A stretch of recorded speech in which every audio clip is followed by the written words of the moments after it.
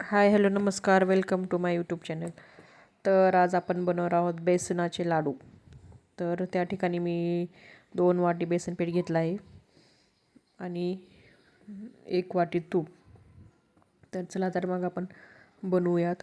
तर कढईमध्ये मी तूप गरम करणार आहे आणि गॅसची फ्लेम आपल्याला थोडी कमीच ठेवायची आहे, कारण पीठ करपू शकतो. त्यामुळे थोडी बारीक फ्लेम करून आपल्याला पीठ मंद आचेवरती भाजून घ्यायचं आहे.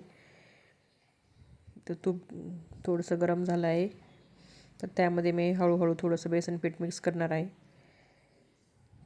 आणि कंटिन्यू आपल्याला हे बेसन पीठ असं हलवत राहायला पाहिजे, कारण करपू शकतं.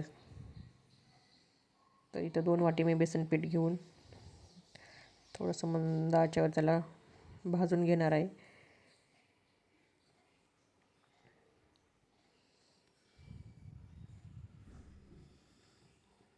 इथं आपलं पीठ थोडंसं भाजलं आहे, तरी पण आणखीन थोडासा कलर ह्याचा थोडासा ब्राऊन होईपर्यंत थोडंसं भाजायचं आहे. जास्त पण आपल्याला ह्याला म्हणजे करपेल असं भाजायचं नाही.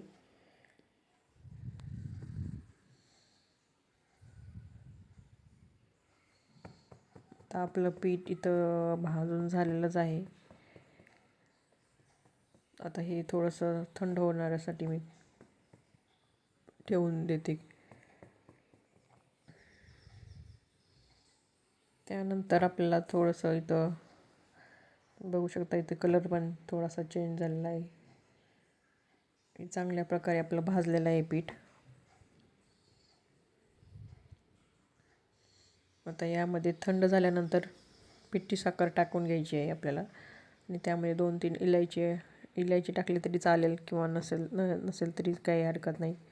पण आपल्याला साखर हे वाटूनच टाकायची आहे.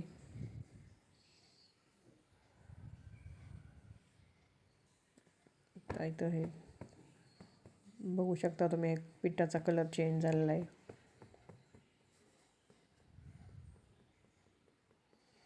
इथं मी साखर वाटून घेते.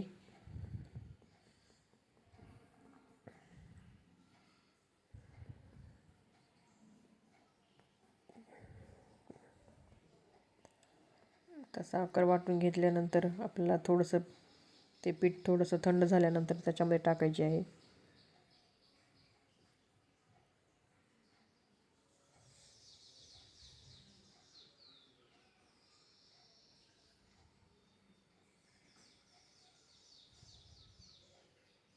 तर मी आता या मिश्रणामध्ये साखर टाकून घेणार आहे.